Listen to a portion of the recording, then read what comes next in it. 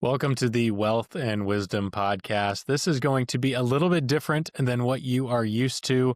We've got a special guest. We've got Burt Williams. Burt is the Stewardship and Generosity Pastor at Christ Church of the Valley in Phoenix, Arizona. Burt has an incredible story. We're going to start at the very beginning, growing up in Arkansas, losing his father and the farm, going to pharmacy school, becoming an executive, an entrepreneur. His story is all of us in little bits and pieces. And he's going to talk about breadcrumbs that God has used throughout his life to shape him into now the generosity and stewardship pastor at CCV.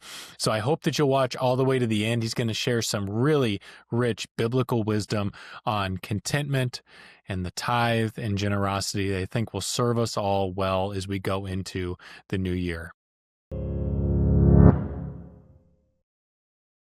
Welcome to the Wealth and Wisdom Podcast. We've got Burt Williams joining us as our first official guest on the podcast. This is going to be longer than you're used to. Burt, thank you for joining us, for agreeing to let me interrogate you for a little while here.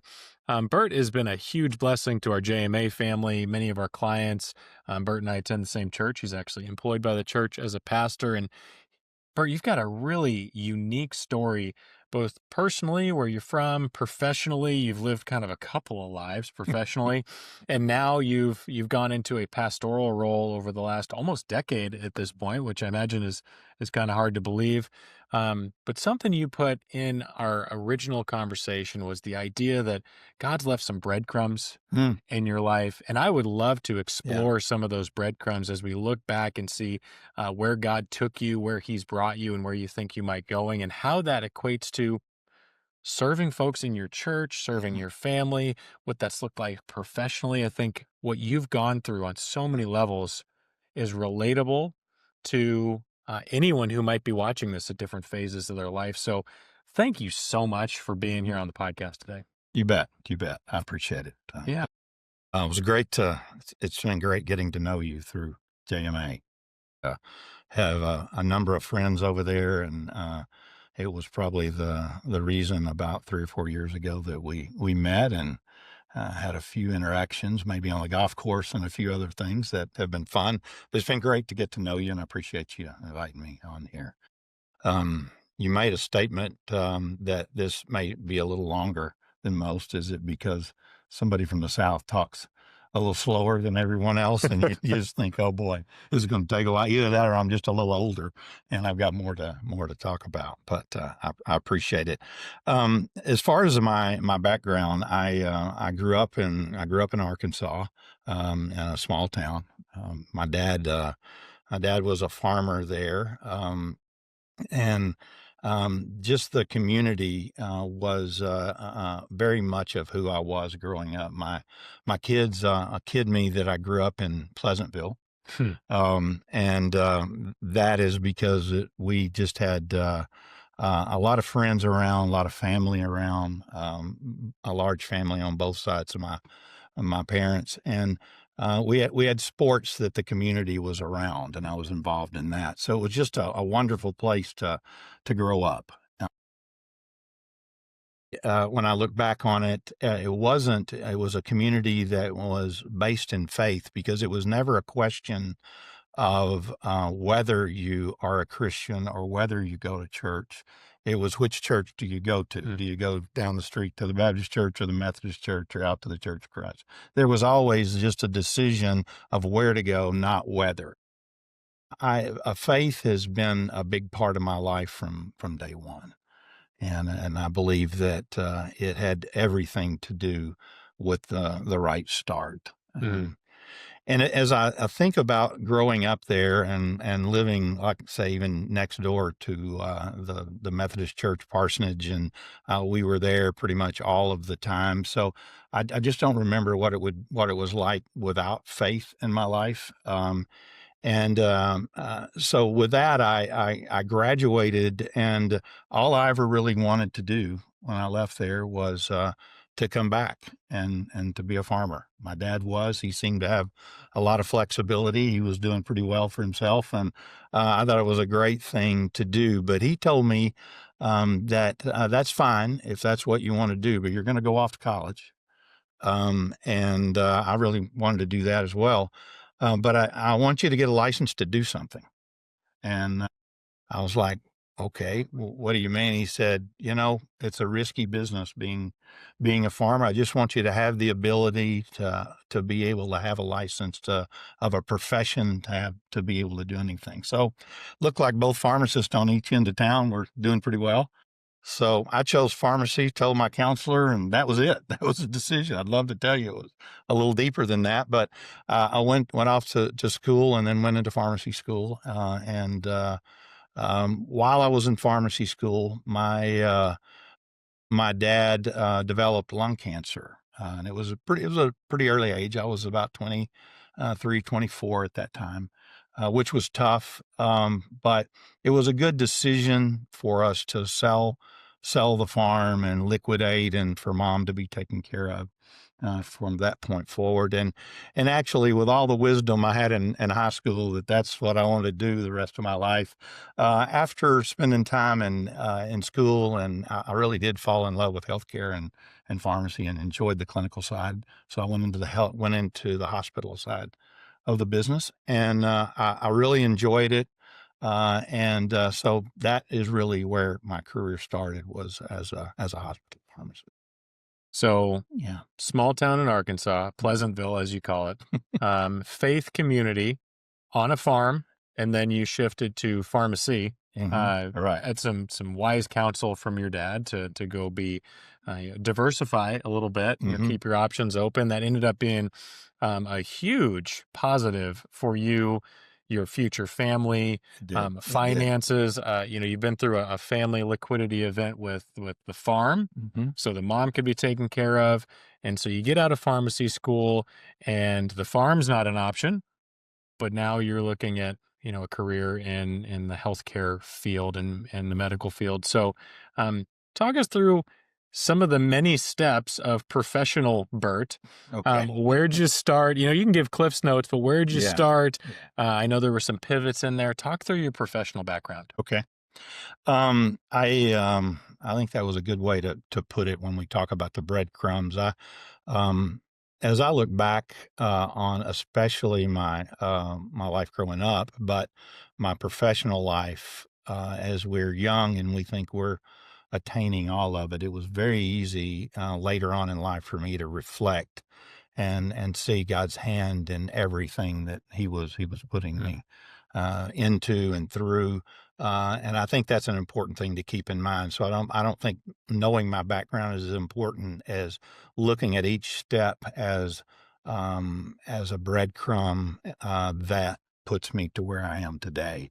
Even the things that I do in my role as a pastor, as a generosity pastor here at our church, it really began in that as I started my career.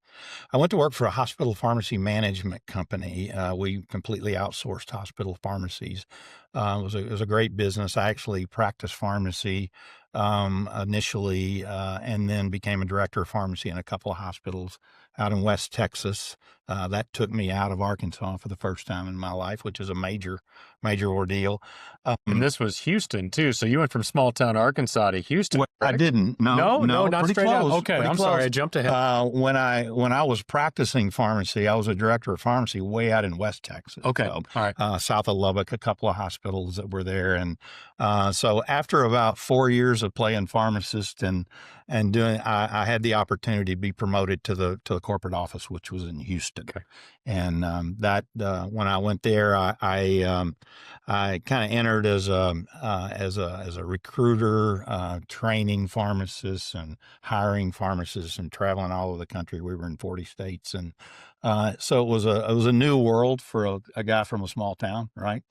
But the thing that I learned most in that organization was the culture of it. It was a culture. It was a company that was owned by a lady that her husband had died early on in a plane crash, and she grew the business from maybe, I don't know, 15 or 16 accounts to up to when we sold it, about 450. So it was a culture that was very much like family, and we learned a lot from each other. And I've never been in a better culture in all my corporate career than we had then. So I appreciate that, but I learned a lot there from everything that I know about business pretty much came from the leadership of that organization. I did sales after the training and the education, and then did some national accounts, and then got into corporate sales. But the thing that probably caused success to happen for me was in college, I really learned how to develop relationships. I was involved in a fraternity that made a difference, and there were just so many things that went on that caused me to understand how to relate from a business standpoint. My dad put me on the golf course with all the business guys and it just seemed that relationship building made a huge difference in my career. It wasn't the intelligence or how good I was at things. It was more my ability to listen to people and create relationships. And did well in the organization, moved up to the executive level, and then we were purchased by a large healthcare company that you would probably be pretty familiar with. Stocks have done pretty well over the years. But at that point in life, I made some decisions that kind of changed my trajectory. Well, I'm picking up on the breadcrumbs right now, and if I Yeah. could just kind of tease this out, we've already shared that you're in a pastoral role Hmm. now with a large church here in the valley. Um, you grew up in a community of faith. Hmm. You experienced loss and bad diagnosis at a fairly young age. Hmm. You got some very wise counsel from an older man. It happened to be your father. You then went to college, got a skill, had some professional experience in several different ways. You were actually in the trenches doing the pharmacy work. Hmm. You were in management, recruiting, leadership, sales. I mean, we're checking lots of boxes that make you very relatable to a lot of people Hmm. that very much filter into this role that you're currently in. You also part of a public purchase of a company, liquidity events. You made some mistakes along the way. You've Hmm. also done some good things, but I Yes. wanna I wanna pull you back into the family component here. Okay. I think we're at the point in the story where a special someone got brought into your life in Right. one of these Right. organizations. Could you share a little bit about Debbie? Yes. Yes. That organization that I went to work for with a good culture and the whole bit. Maybe the good culture was because I met Could have my been. wife Debbie, but Debbie was worked there, and we met. We got married. Debbie and I have two daughters. We now have three granddaughters and a new grandson. Congratulations. Yeah, yeah. So the ages are 6 months, 2.5 years, and then our oldest daughter has daughters that are 8 and 9. And Finally got a boy in the mix, we huh? did, we Wow. did. I Congratulations. always tell people I'm pretty comfortable around a bunch of because I grew up with women. I have two sisters, lots of aunts around, and then ended up having only two daughters. And then up until 6 months ago, there were three Mhm. daughters involved as grandkids. So, but we do have a new son grandson that we're excited Oh, that's about. so cool. Yeah. Well, I know Debbie you guys worked together, Hmm. match made in the workplace. And then at some point along the line here, you were involved in a church plant. Mm. Yes. And I think there was your first retirement in there too. Let's pick up the story in that area. Okay. Yes. Toward the end of that corporate stint before our organization was bought, and I moved up into into the larger organization. I spent about a year and a half in the new organization, but about 2 years before that, we had started. A friend of mine that was actually a guy that worked in our company as well started a motorcycle dealership on the side.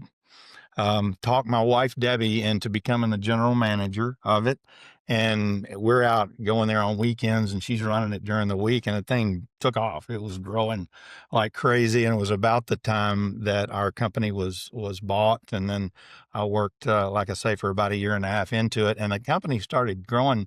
The dealership started growing to the point that we wanted to expand. So we left our corporate jobs and went to work with Debbie, and we expanded it. We decided we were going to build a commercial real estate center that we were going to put the motorcycle dealership right in the middle, and then on one side we had a muscle car dealership that he was very involved in and interested in, and then on the other side we had a themed restaurant. And we did a rental. We rented motorcycles, so it was all in this new building that we had just created, and we moved into that building the day that you may remember 911, that day. Gosh. When the airplanes flew into the Twin Towers.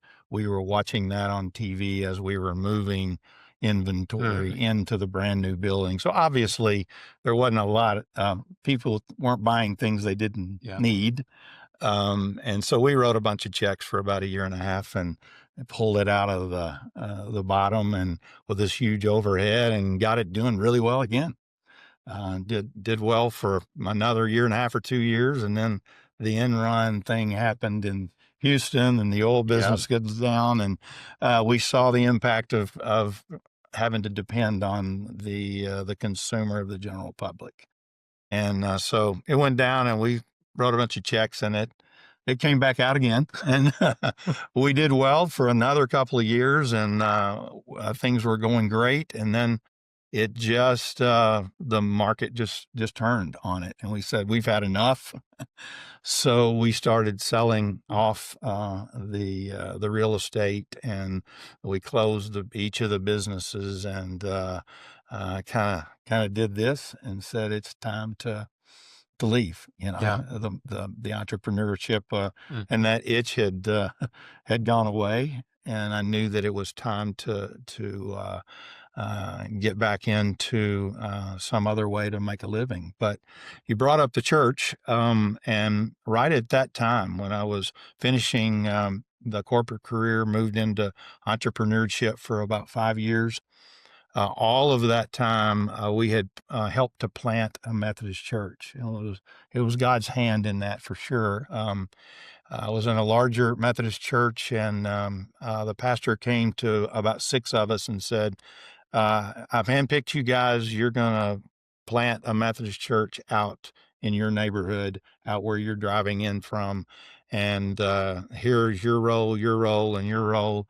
What do you think? And I went, sure. And everybody said yes. And we met as a board and we put together a church. And we grew a Methodist church over the next few years, meeting in schools. And then we had a large, we started with 60. It moved up pretty quickly to about 300 or 400. And we built a building and it took off from there. And over the next 10 years, we moved it up into 1,000, 1,200 people in that church. But that church made a huge difference in my walk. I had been a consumer of church, through my professional years. And this one, I went through a study called Disciple Bible Study and then taught it and led it a few years after that. And then I've been leading Bible studies ever since that. It's probably 25 or 30 years ago. And my understanding of what Scripture says just came to life. And all of the years that I'd grown up in the church, all the dots got connected for me there in about a 2 or 3 year period of time. And I've been on fire for the Lord ever since. Yeah. So some more breadcrumbs here, right? Mm-hmm. You kind of had your first retirement, you shift into entrepreneurship, met your wife, you had some daughters.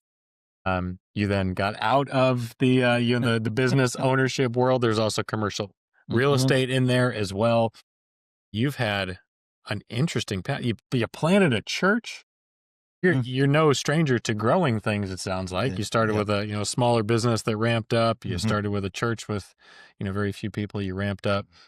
I imagine there's folks watching this right now that can certainly relate, whether they're in that executive role where they're Mm-hmm. earning some money, maybe they're consuming church as opposed to being a participant and really, contributing to the church community, whether it be financially or with their time or their talent, Mm-hmm. or maybe they're a business owner and they're feeling those waves. You talked about, gosh, I sit across from business owners all the time that are talking about those ebbs and flows where like all I feel like is I'm writing checks instead of receiving them.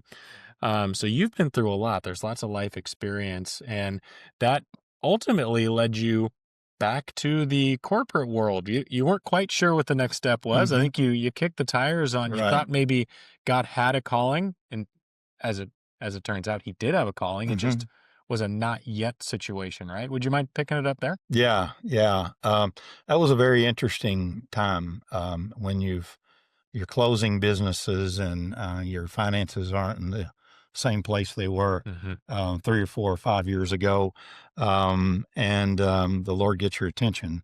But during that time, I was acting in a volunteer role as I was a trustee chair for a while, then the business management committee that was basically running the church financially, and was involved in a capital funds drive to build the buildings, stewardship campaigns.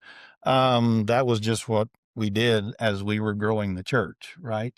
And so when I ended the entrepreneurial world, it was just at the time the church was large enough that they needed a full-time vocational business manager for the church. And they immediately said, "We hear you're closing your business. What do you think about this?" And I just thought I would love to do that. I'm not interested in going back to the corporate world and jumping on airplanes again. And I just thought that's exactly what I wanted to do. So I went through the interview, which really wasn't too much, and they offered me the job, and I spent a good bit of time with our senior pastor, and I said, "Yeah, I'm just going to downsize my lifestyle, and I understand what that can be like." And Debbie and I did the planning for that, and I said yes, and we closed our business, and about a week or two later, I had said yes. And the second that I said yes, that evening and the next couple of days, and my heart just started, I started hearing from the Lord, and He was just saying, "Not yet." He was glad that I was obedient to want to do it. But then I felt this push to go back into the corporate world, and the phone rang, and I had two offers right back at the same level in my company from friends that had found out that I was going to be getting back into the work world. And so I went to my senior pastor, and he just happened to be the guy that the district, all of the pastors went to when they were evaluating a calling or if anybody had a calling. And so I was telling him my feelings 2 to 3 days later, and shared with him. He sat me down, asked a lot of questions, and basically he kind of dropped his head and said, "I hate to say this, but this role is not for you now. You have a calling. It's a definite calling." He explained how Moses was called and had to wait, how David had to call and he had to wait. So you're called, but not now. I believe you need to go back Mm, into that where you believe the Lord's pulling you.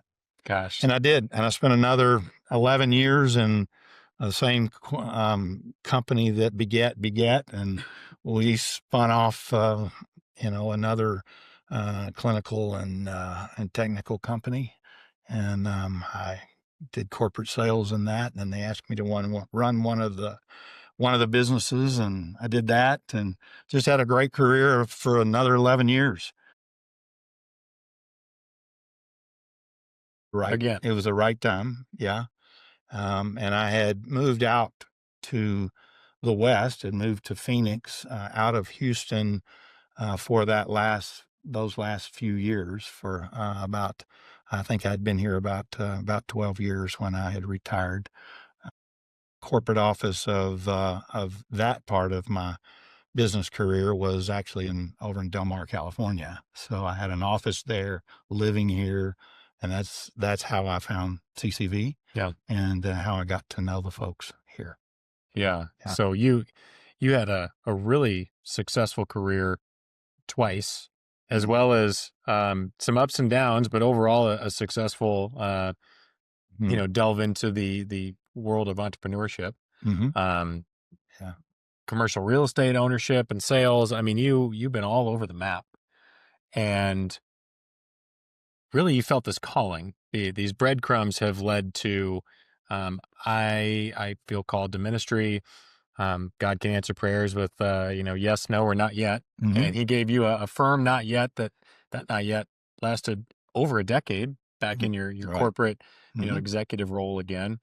And then you're out here in Phoenix, and you're at CCV, and if I know the story right, you didn't even know they were really looking at this role. They didn't know you were interviewing.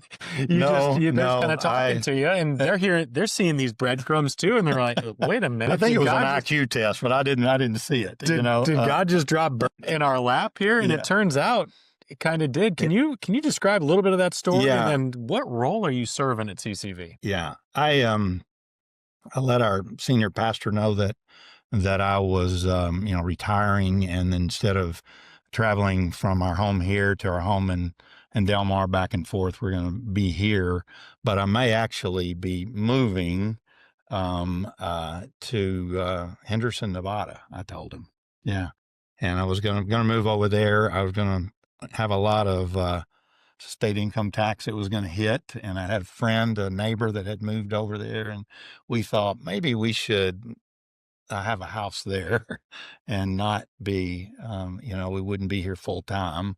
But we had a daughter at ASU. And so we knew we wanted to keep a house here. And so I was just kind of sharing that. And he said, hey, what are you going to do over there? Are they going to church? I said, I'll volunteer. I'll do the things that I want to do, probably lead a neighborhood group, something of that sort. We talked about a church over there that I may go to. And he said, but before you go, I'd really like for you to talk to we have an executive pastor here that I don't think you know. Introduced me to him. And he said, I'd love for you to go spend some time with him. He came out of the marketplace. I think he could help you with what your next step would be. So I said, great. And he said, how about next week? And I said, yeah. So we went over, looked around at houses and came back. And I sat down with the executive pastor, and wow, he spent 3 hours with me, 3.5 hours, just asking all kinds of questions. And I left and I thought, boy, it was nice. He gave some good ideas and asked a lot of questions. And a few days later, I got another phone call, and they asked me to come back and meet a couple of other executive pastors here that I already knew. And I said, well, I already know him. Why do I need to come? Why do I need to do that? And they said that they had an idea for a role. And what is that role? They wanted me to consider a role, and said, we would like for you to come on staff as a pastor, and just be the pastor for your peers, and for our key givers, our business leaders, those that God has entrusted with much. And just develop relationships and, help them with what God says about money and business and those kinds of things. And I went, there's a need for that. And they went, yeah, there was. And they had one term that caught me. And it said, we as a church, a Big C church, we care a lot about the down and out, and we spend time making sure our missions are feeding the poor, those that are in need, the orphans, a lot of the needs that are out there. We don't have to explain, but we don't know that we do a very good job, or do we care enough about the up and out. And the second that I heard that term, I knew exactly what that meant, because I know what money can do to drive a wedge between marriages and relationships and families. But your relationship with Christ can get put on the back burner when success gets in the way and money. And I said, I see that as a need. And I said yes, and the rest is history. Yeah, we see that regularly, especially folks that first generation wealth, the entrepreneurs where income ramps up and kind of Hmm. hockey sticks, and they look around one day and they're like, "How did we get here? Right. What do we do now?" Right. Or the folks that were diligently saving and they're the millionaire next door and they never felt wealthy, but now all of a sudden they've got a lot. And there aren't a lot of resources that Yeah. people are generally aware of. That there's people that the down and out, the people that need help budgeting or debt issues or something like that. There are Hmm. resources. In fact, CCVs, they offer the Ramsey courses for Right. free to Right. members. That's a great resource. We regularly send folks that maybe don't have Hmm. a need for our services at JMA. We'll say, hey, go do financial peace. That's an Right. excellent. Crown Ministries, Hmm. the Ron Blue Institute's got a Right. great curriculum for that same sort of thing. There's resources for that. Hmm.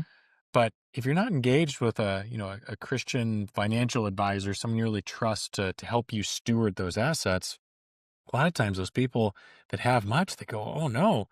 And the risk there that I've seen is people start living like this. Hmm. Right. The relationship with God, who's brought it all anyways, can be, the Absolutely. trust is almost like I've earned all Yeah. this and now I don't want to Hmm. I don't want to squander it. The parable of the talents comes to mind, Right. right? Where the one that just kind of buries it and doesn't do anything, he's the one that gets in trouble. So it's not living like this, because then you can't It's receive, you can't open-handed. give. Right. So you've now seen that in your pastoral role where you're helping those up and out. Um, the the relationships is something that you started with. You took the role, you saw the need, you're a peer, then you went to go build relationships. How did that play out? Um, it was, uh, uh, it was, it was interesting. I really saw God's hand almost immediately, just lead me. Our senior pastor told me at the time, um, that God, doesn't call the equipped; He equips, the called. Amen. And just relax, and he'll lead you. And it's hard to hear when you just started a job and they're going, you're on your own to pretty much create it, develop those relationships. But immediately, they said, take a look at this organization around generosity called Generous Giving. And they have an overnight retreat called a Journey of Generosity, and maybe you can get involved with that. And I did, and I started doing and became a facilitator and started doing what they call jogs, Journey of Generosities. We do 3 or 4 of those a year, and I would invite people that are our key givers and to that. And when I would go do that overnight retreat, we would develop relationships. So it just built from there. And as those folks got to know me, they would talk to their friends and start to introduce me. And I started developing relationships pretty quickly thereafter. And then I went to the national conference, the celebration of generosity, very soon after that as well, and met some of the folks with generous giving that were really valuable to be able to call on for how to speak to people about biblical generosity, and so that helped a lot. Hmm. And very soon after that, I met the folks from and actually saw it on one of the videos from Generous Giving. I found out about the National Christian Foundation. Oh, we love NCF. And so NCF was amazing. I actually I couldn't believe that the IRS would allow that, that. I had to make sure this was exactly the way they said it was, and I've now understood it pretty well. But about a year in, I realized that it was such a valuable thing in my developing of relationships to be able to share the biblical message of generosity in a way that generous giving can do that in a jog, and then I can do one-on-one. But also I could provide value financially and practically for tax savvy giving and being able to help people with their non-cash assets, whether it be stock or real estate or business interests. And the tax advantages of avoiding some capital gains is valuable. And when I felt like when I could provide value to that relationship, because it would be a new relationship, immediately they wanted to meet again. And so I think those two things probably help me with relationships as much as anything in the role Yeah. that I'm in today. Yeah. Yeah. So your experience, all the breadcrumbs to this point, and Mm-hmm. then you started marrying that with some technical expertise through Mm-hmm. new experience, new training. Yep. The church kind of equipped you and told you to run with it. And Right. as God typically does, you kind of put the right people and the right Mm-hmm. organizations in your life at the right time. Mm-hmm. One of those organizations that I'll plug that I know you're involved with as well Right. is Kingdom Advisors. Right.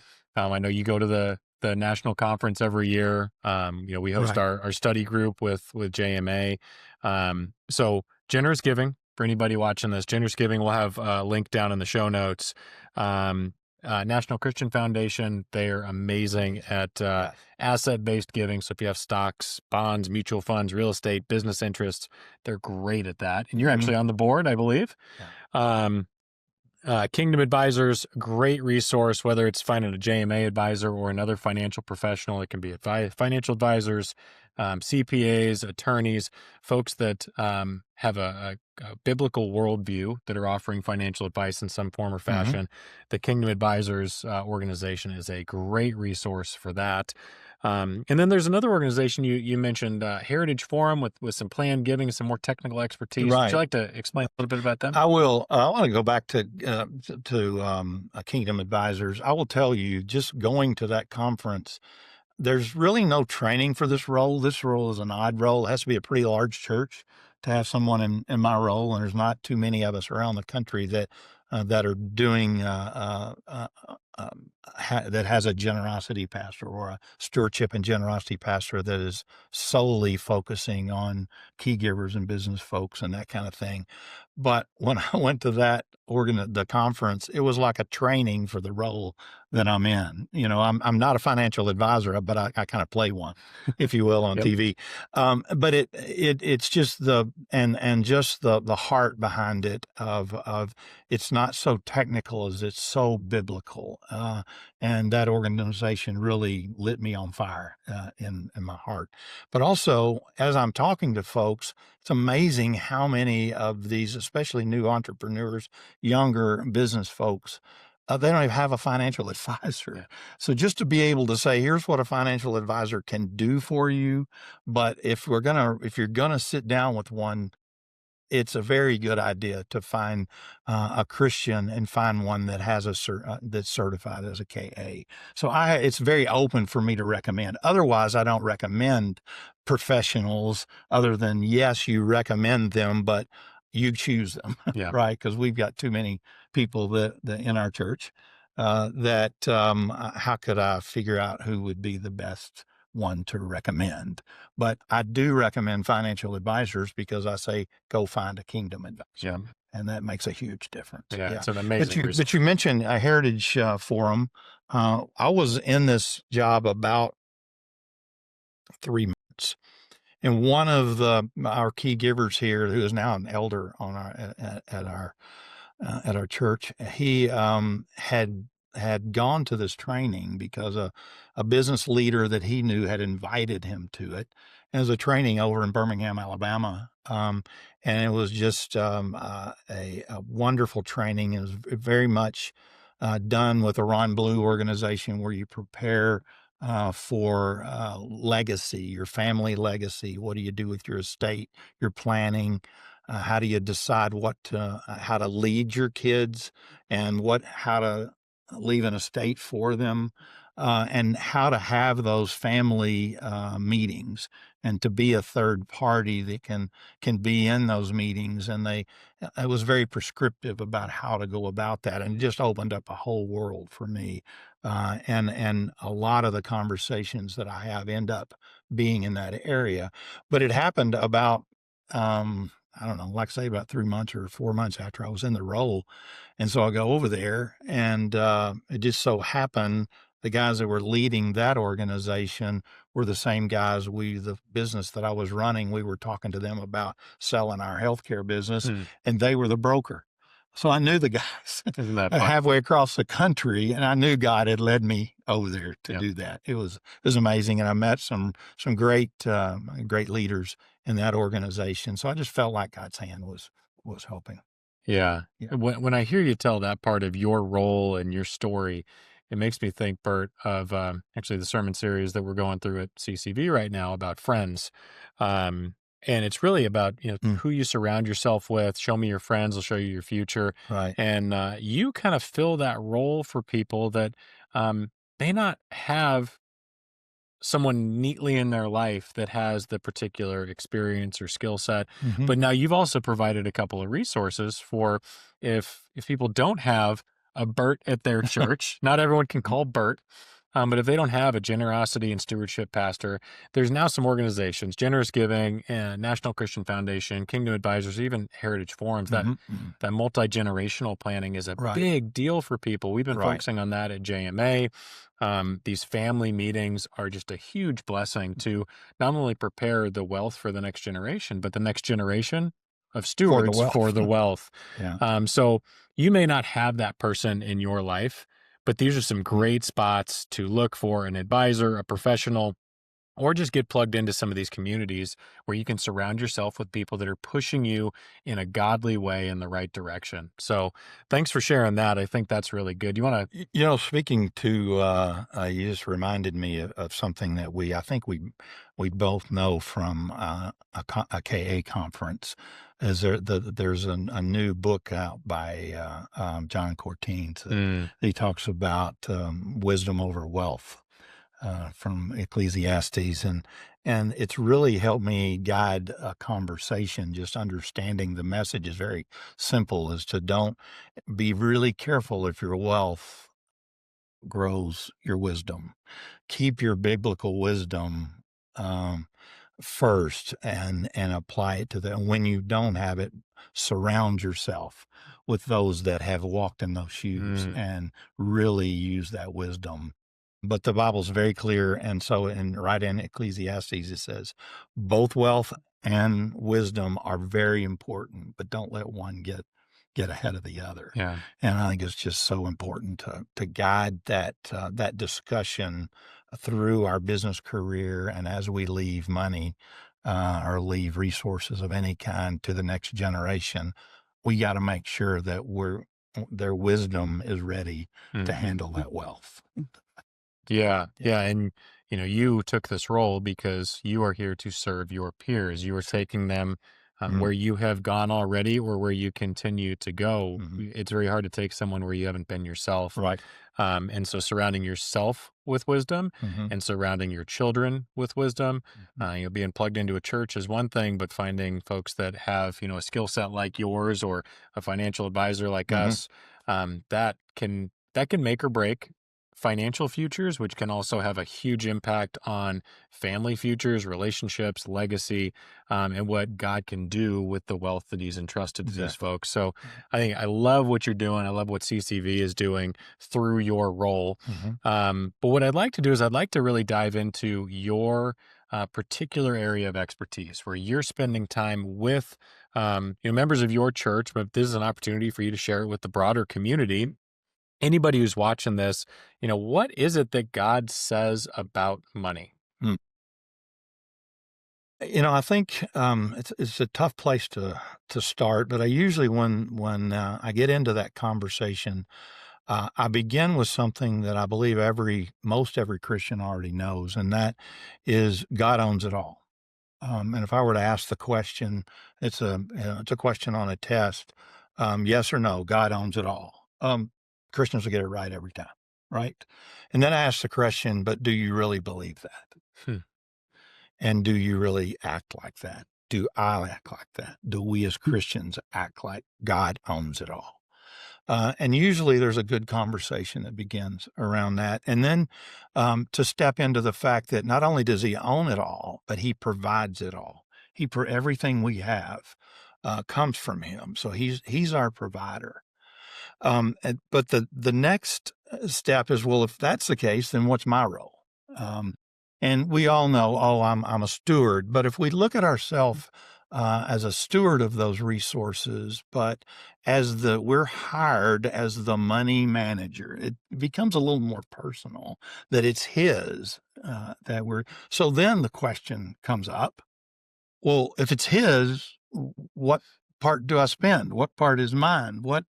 And that's where I think the rubber meets the road, and that is making sure that that we involve the Holy Spirit in that decision and in that discussion as to our contentment as we set our lifestyle. Yeah. But I will tell you, the other thing is, and I can't go very long if anybody's been around me very much, and not talk about the one thing, the one learning that I came upon a number of years ago, and that's just understanding the difference between tithing and generosity Mm. is a way to better understand who God is. He knows how important money is to us, and how close it is to our heart. And I think that if we understand tithe and we understand something very different, generosity or offering, if you came from certain churches, we've got to separate those two. And I think it's important to understand that as we think about the tithe, there's a lot of different language that's used in the scripture around the tithe. And the language is a little more of a command. You must. Mm. It's obedience. The words, there are consequences. There's what are others? He says, "Test me on this," and there's also a way to, if you look really close at Malachi 3, we'd love to read Malachi 3:10, but about the blessing. But what about 8 and, verse 8 and 9 talks about you rob me. There's a curse involved, and it should kind of get your attention, right? Yeah. And God talks about these things in the tithe, but when we talk about generosity, they're completely different words. And I'll get to that in a minute. But the contrast of the two, I think, is what we need to look at. And the contrast is in generosity, it says, be cheerful giving. Don't do it out of compulsion. You feel like, he says, to do it freely. It's open-handed. You get to choose. There's just all of the things that are opposite of you must and the obedience. So the words that are used are completely different. And the biggest thing to look at in the tithe is very, very, it's very simple to me, is this is God's way of saying, can I trust you? And it's also our place to say to God, well, can I trust you? Mm. And it's that trust relationship that has to be established. And that's why he says, in this tithe, this is the only place, just test me on it. And once we've tested each other and we know we can trust, now and only then can I get on that road of joy, peace, abundant life, and all that generosity promises. And the other is very simple, and I'll do this real quickly. There are 3 things in the tithe. For it to be a tithe, he tells us when to give it. It's got to be first. We got to put God first. And then he'll tell us how much to give, 10% of our increase. And then he tells us where to give. Give to the storehouse, the Lord. In the Old Testament, they use terms that are a little bit different than we do, but it's the local church. That's where he says he wants to got to fund his bride, and we got to fund the gospel. So he tells us when to give it, where to give it, and how much to give. Mm-hmm. And then we get into generosity, and I get asked all the time, well, how much should I give? And well, he doesn't tell us where to give it, but he says it needs to be, it needs to care for those around us, and it needs to be packaged in the gospel. We need to be sharing the gospel, right?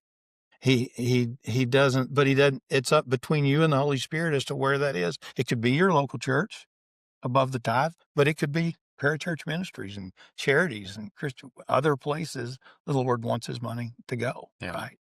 When to give it is when it's put on your heart to be able to give it, but we're supposed to do it consistently, and we're supposed to grow it year over year. And we don't get to decide how much. The Holy Spirit will lead us through that. Yeah, Does that make sense to you? Yeah, the contrast that you share there between the tithe and generosity. You said the tithe, he tells us when, how much, and where. Right. Very simple commands, must, do, have to, right? Generosity doesn't tell us the when, doesn't tell us how much, and doesn't tell us where. That's where the joy of generosity really comes in, is above and beyond that. And we have those conversations pretty regularly. Right. You know, at its simplest form, people might say, do I tithe on the gross or the net? John Moore would always say, well, you want to be blessed on the gross or the net. Right. And so, you know, the tithe is on the gross income. You know, the one that also, remember, we got to put God first. Amen. Not the federal government. Yeah. Right. And that one usually stops you. Yeah. Oh, okay. I think I get it now. Yeah. Put him first before any money goes any place. But then really, I see a lot of folks from different, you know, faith backgrounds where they're very legalistic about the tithe. And there's not a lot of joy that comes from that, because what you're saying here is that the tithe is not generosity, and therefore joy is not tied to the tithe. Right. The tithe is a test going both directions, our obedience and then his faithfulness. And then joy comes in the generosity above and beyond that, which then there's an extra leap of faith, but he's kind of already earned the trust with the tithe, right? And he continues to do more with the 90 than we could ever do with the 100. Absolutely. It's a really incredible thing when you get to that point, and you probably see it repeatedly because you're sitting there across from people that are asking for your advice and your counsel on giving. You're the Stewardship and Generosity Pastor, right? People come to us, we talk about investing, rate of return, retirement plans. All those things are good and right. We should plan for them. But we don't often get the opportunity to really challenge someone. Hey, this is what the Bible says we're called to. We're kingdom advisors, but a lot of times that's not why people hire us to push them on that. We all have to be careful with how we approach. That's why the relationship has to be there first. And that's why I think this particular conversation can be so beneficial to JMA clients or anybody watching this, you know, on any platform, or maybe other folks at CCV that maybe they don't get to talk to Burt. Right. Let me go back to one thing that you said, and boy, you're absolutely right about the tithe, especially when you start the tithe for the first time. But when you've been at it for a while, I just remember God's priming this pump. We're not to be a reservoir. We're to be a stream of his blessings, and he's opening that up. But at first, as he's priming it, it's tough. We're being tested. We're being pushed. We're being commanded. It's obedience. We may not like it, but when we've done it, usually a year or two, or we see the blessings. We just see the how much we can trust the Lord, and it changes from being an obligation to being something that you're thrilled to do, you're happy to do. The joy begins to creep in, and then you begin to go, I'm going to make that next step into generosity. So it sets the stage for generosity moving forward. I don't know. So the joy comes. You don't stay in that tough tithe thing very long at all. Well, and I think that makes sense. It's hard to experience the joy when you're fearful and and the trust hasn't been built. Trust is built over time, whether it's a relationship with God or between people. So it has to be earned, and he has to continue to provide. And it's not a prosperity gospel thing, though it's not not a prosperity gospel thing. If God will provide, there is a level of prosperity promised there, right? And I know that's a story for another day. Down that road. I will say there is the one part about the prosperity where it came from is actually biblical. It's just misused. Right. Yeah. He tells us in 2 Corinthians that the seed that we're sharing, he says that he will replenish it and increase it. But right in that same passage, it says, I will provide your food and your seed. Well, the food is what we keep, what we consume. It's our lifestyle. But what he promises to increase is not the food. He increases the seed. So that's why you hear people say, I can't outgive God, because they've got their lifestyle set. They've capped it. They've got their future taken care of because they've been responsible with their saving. Now that they've got that set up, everything else can just start growing into the giving. And that's where God starts replenishing and growing that. And those are the stories that you've seen in the generous giving world that just amaze me. And we know that once you get your lifestyle set and that contentment is set, and you've opened the floodgates for that giving, God will replace that part, and it'll just grow like crazy. And man, we don't get to go, I think I'll take some of that. And there's so many stories. There's so many examples of that. But when it's you going on that leap of faith, it's easy to think, oh, he's not going to do that for me. That was them. There's some other thing at play there. But something, I think this is a really good. So you just said something real quick. No, go ahead. You said he's doing that for them. Remember, he's not doing it for them. They've already been taken care of. Yeah. He's doing it for where that giving is going. That's why he's increasing it and replenishing it. We got to separate those two once we get our lifestyle level with the Holy Spirit. That is a good segue to where we'll end here with, you talked about lifestyle. You said lifestyle cap. You said, which kind of lends itself into the idea of contentment and how much is enough.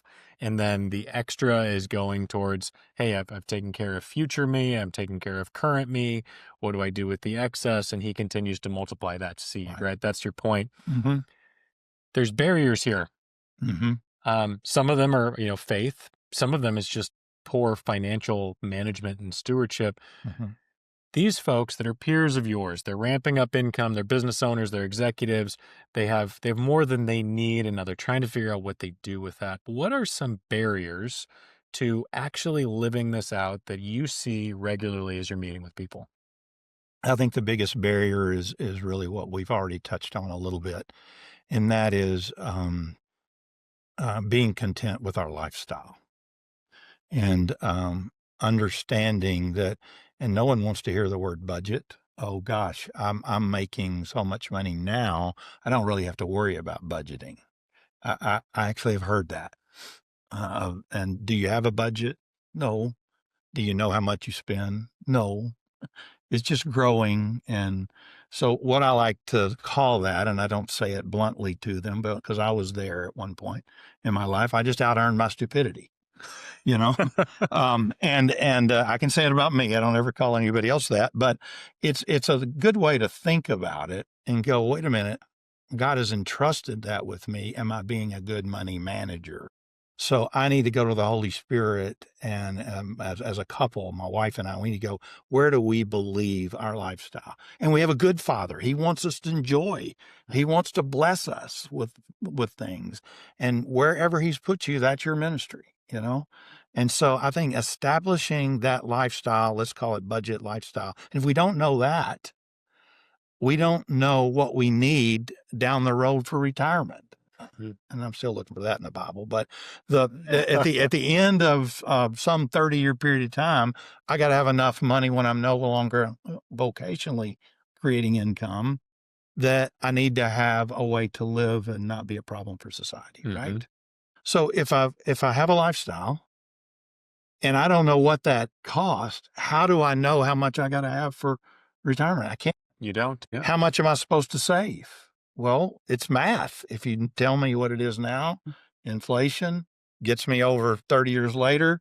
I need about 2.5 times whatever my lifestyle costs today to retire at the same level. But I got inflation eating some of that up. So I've got to know exactly how much, and you guys do that for a living.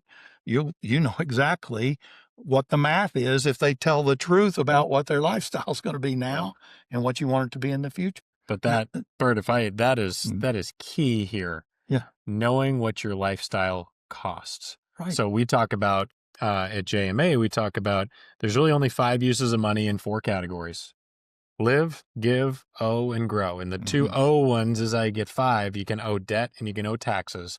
So there's really only 5 ways you can send your money out.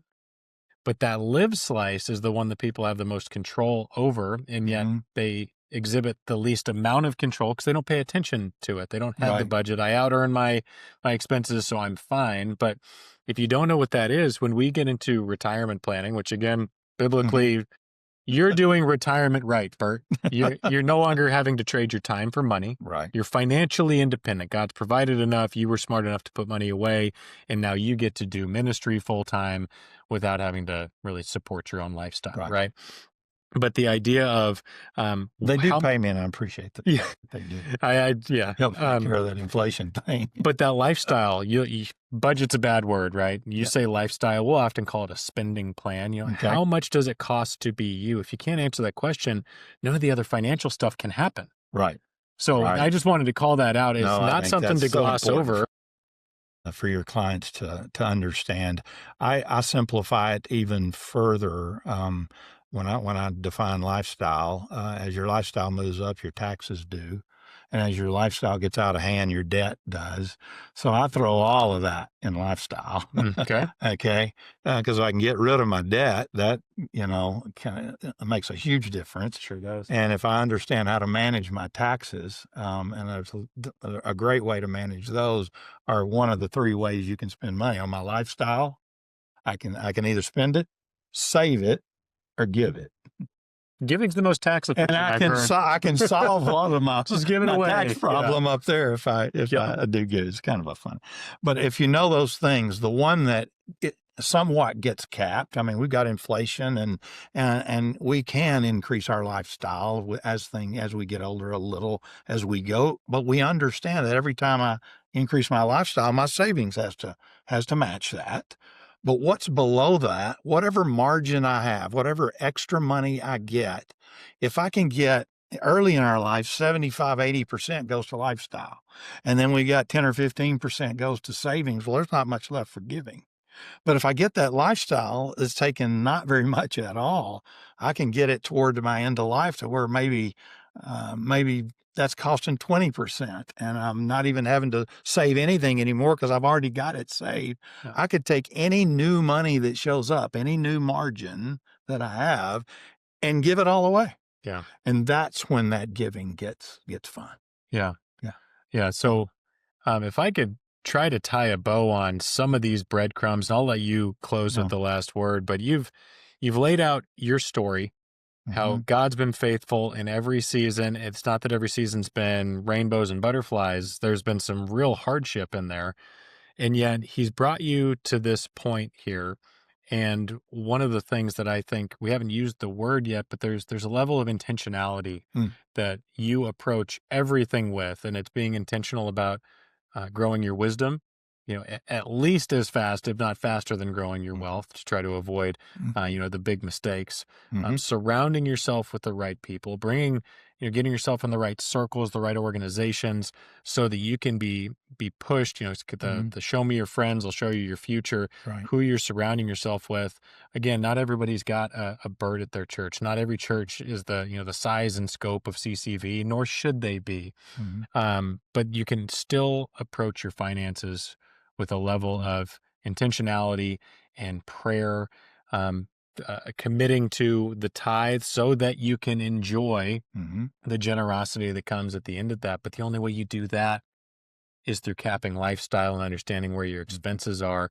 And really, I can't thank you enough for sharing your story so openly, and then your wisdom so freely with anybody who might watch this. So is there anything you'd like to share with any of us as we close? You know, the thing that makes the biggest difference in my life day to day as I get challenged or I'm not sure is I just have to remember that I'm in God's care. And that if I look back at those breadcrumbs, He's had me the whole time. He has led me to that next step. He's equipped me for that next conversation. I was a basket case the first year I was in this role because I go to every meeting wondering I'm going to be an imposter, wonder if they're going to ask something. Am I going to know the scripture? And I'm going to understand. And every time I walked in, the question that was asked, there was something in my past or some experience I had or a learning that I had had from one of these organizations just comes right up. And after a while, I realized I'm not controlling this anyway. It's truly is the Lord doing it. And he, when he picked his disciples, they weren't the smartest in the bunch, and the same's here. I promise you, the peace that I have with trusting God with the things that are in front of me is probably the most valuable and um, fulfilling part of what I do is to get to watch God say something through me that I can walk away and go, I didn't know that when I walked into the meeting. Hmm. It just, he connects some dots that maybe are there. So just, he's faithful and we can just relax and enjoy being in his care. I think that's a great place to end. Bert, thank you. You Thanks for joining us. you bet. You're the Thanks. best. Thanks, Thank you. Cole.